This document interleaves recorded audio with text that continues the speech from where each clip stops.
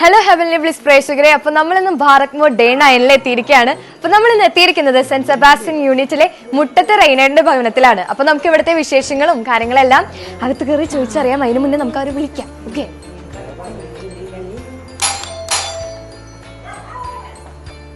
Happy Christmas. Okay. Welcome welcome.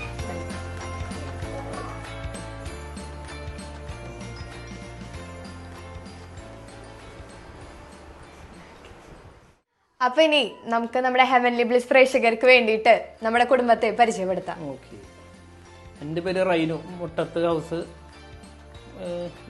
ഞാൻ ഡ്രൈവറാണ്, വണ്ടി ഓടിക്കുന്നത്.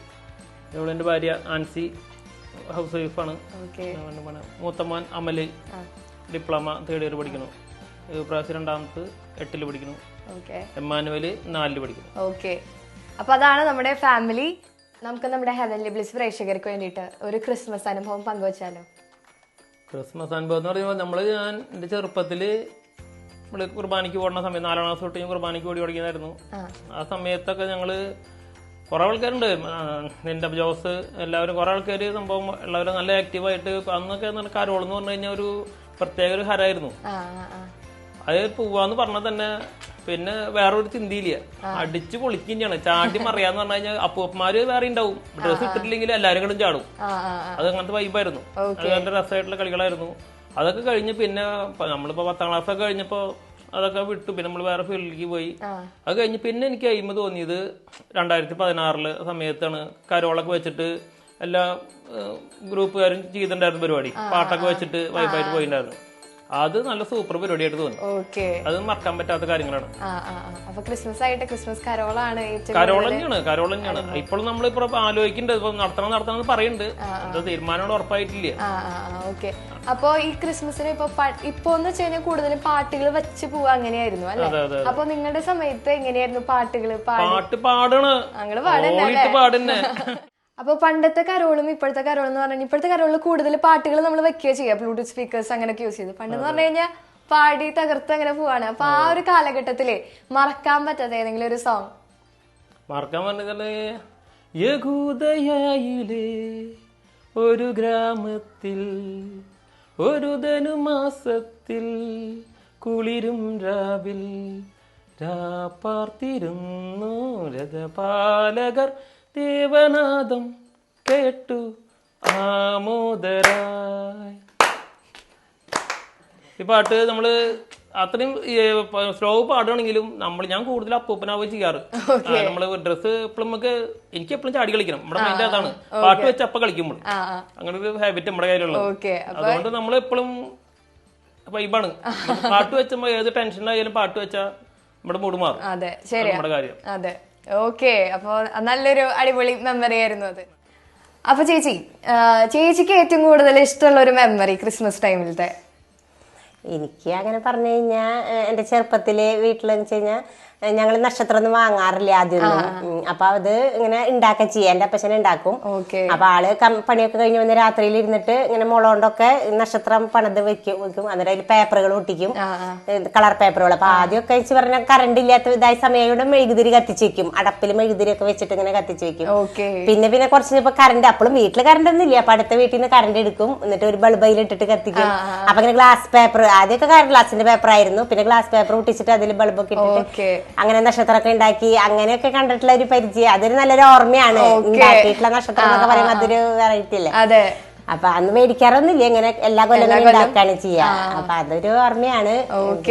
Sweet memory. അതെ, നല്ല എന്താ പറയാ, നക്ഷത്രം മേടിക്കാതെ വീട്ടിൽ ഡെഡിക്കേഷൻ. പിന്നെ ക്രിസ്മസ് കുറച്ചും കൂടി നമ്മുടെ ഹാർട്ട് ടു ഹാർട്ട് നിക്കണ ഒരു ഇൻസിഡന്റ് ആണത്, നക്ഷത്രമൊക്കെ വീട്ടിലുണ്ടാക്കാന്ന് പറയുന്നത്. ഓക്കെ, അപ്പൊ ഇനി നമുക്ക് നമ്മുടെ ഇവിടെ 3 മക്കൾ ഇരിക്കുന്നുണ്ട്, റൈറ്റ്? ഈ കുടുംബത്തിന്റെ 3 മക്കൾ. അപ്പൊ അവരോട് ഒരു യെസ് ഓർ നോ ചാലഞ്ചിലേക്ക് പോയാലോ? സിമ്പിൾ ആയിട്ടുള്ള 3 ക്വസ്റ്റ്യൻസ് ആണ്. അപ്പൊ യെസ് ആണെങ്കിൽ ഇങ്ങനെ കാണിക്കുക, നോ ആണെങ്കിൽ ഇങ്ങനെ കാണിക്കുക. Okay, very simple 3 questions. പക്ഷെ യൂഷ്വലി നമ്മൾ ക്രിസ്മസിന് ചെയ്യുന്ന കാര്യങ്ങളാണ്. ഓക്കെ, അപ്പൊ ഫസ്റ്റ് ക്വസ്റ്റ്യൻ, നിങ്ങൾ നോമ്പ് എടുത്തിട്ടുണ്ട്? അപ്പൊ എല്ലാവർക്കും 1 മാർക്ക്. ഇനി സെക്കൻഡ് ക്വസ്റ്റ്യൻ, 25 ദിവസം ഈ നോമ്പിന് മുടങ്ങാതെ പള്ളിയിൽ പോകുന്നുണ്ടോ? ഓ, ഓക്കെ. ഇനി തേർഡ് ക്വസ്റ്റ്യൻ, എല്ലാ ദിവസവും സുഹൃത ജപം ചെല്ലാറുണ്ടോ? ആഹാ, ഇതിപ്പോ ടൈ ആയല്ലോ. ഓക്കെ, ടൈ ബ്രേക്ക് ചെയ്യാൻ എന്ത് ചെയ്യണം? ഒരു ക്വസ്റ്റ്യൻ പാരന്റ്സിനെ എന്തെങ്കിലും ചോദിക്കാണ്ടോ? ഒരു ക്വസ്റ്റ്യൻ, എനി ഐഡിയ? ഈ നോമ്പ് കാലത്ത് വീട്ടില് ഞങ്ങളെ സഹായിക്കാറുണ്ടോ? ആ, ബെസ്റ്റ് ക്വസ്റ്റ്യൻ. ഈ നോമ്പ് കാലത്ത് വീട്ടിലെ പാരന്റ്സിനെ ഹെൽപ്പ് ചെയ്യാറുണ്ടോ? ഓക്കെ, അപ്പൊ ഇതിനുള്ള ആൻസർ കിട്ടി. ഇതിൽ വിജയിച്ചിരിക്കുന്നത് ആരാ? നമ്മുടെ ഇമ്മാനുവൽ തന്നെയാണ് വീട്ടിൽ വിളിക്കുക. ഇമ്മാനുവൽ. അപ്പൊ നമ്മുടെ ഇമ്മാനുവൽ ആണ് ഈ ഒരു ചലഞ്ചിൽ ജയിച്ചേ. ഓക്കെ, അപ്പൊ എത്ര പോയിന്റ് ഉണ്ട് ഇമ്മാനുവലിന്? എത്ര പോയിന്റ്? 4-ല് 3 മാർക്ക്. ഓക്കെ, 4-ല് 3 മാർക്കാണ് ഇമ്മാനുവലിന് കിട്ടിയത്. ഏത് പറഞ്ഞും ചെയ്യാത്തെ? 25 ദിവസം പള്ളി പോയിട്ടില്ല. ഓക്കെ, അതൊഴിച്ച് ബാക്കി എല്ലാം നമ്മുടെ ഇമ്മാനുവല് ചെയ്യുന്നുണ്ട്. ഓക്കെ,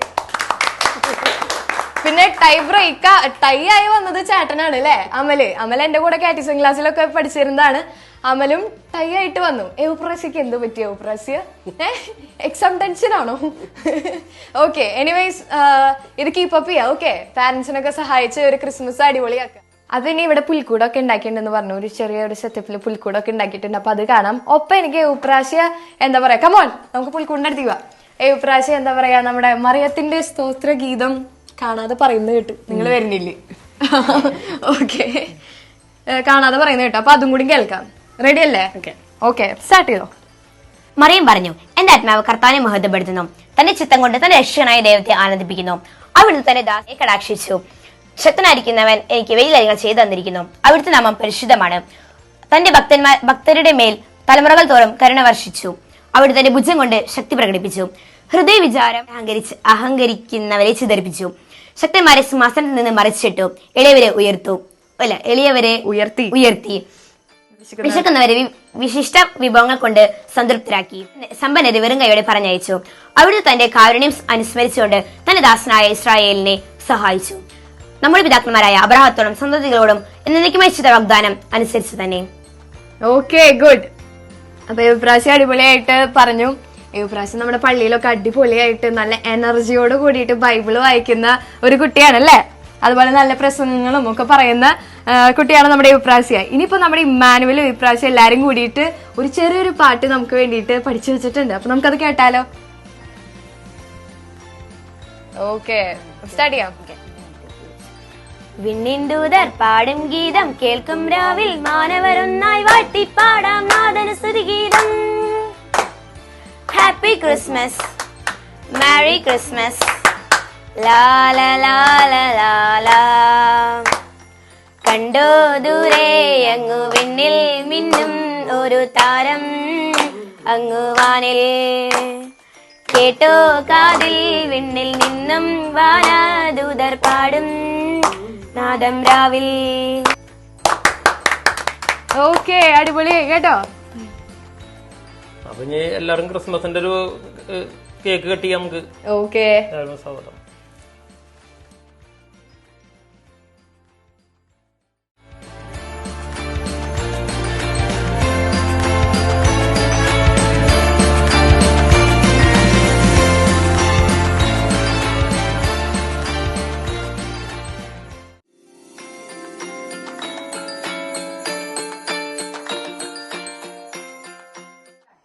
അപ്പൊ നമ്മുടെ റൈനേട്ടന് ക്രിസ്മസ് ആയിട്ട് ഒരു ചെറിയൊരു മെസ്സേജ് നിങ്ങൾക്ക് വേണ്ടി പറയാനുണ്ട്. അപ്പൊ നമുക്കത് കേട്ടാലോ? നമ്മള് ആരോടും സ്നേഹം അഭിനയിക്കാൻ നിൽക്കരുത്. സ്നേഹം ഉണ്ടെങ്കിൽ സ്നേഹം മാത്രം കാണിക്കുക.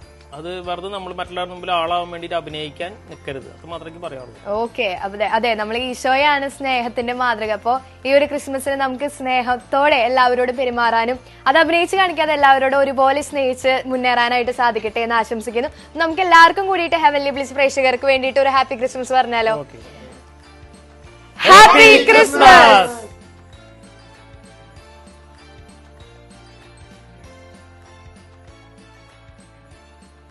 അപ്പൊ ബാറക് മോഡ് ഡേ 9 ഇവിടെ അവസാനിക്കുകയാണ്. അപ്പൊ ക്യാമറമാൻ അന്നയോടൊപ്പം Angelina are signing off. Bye by.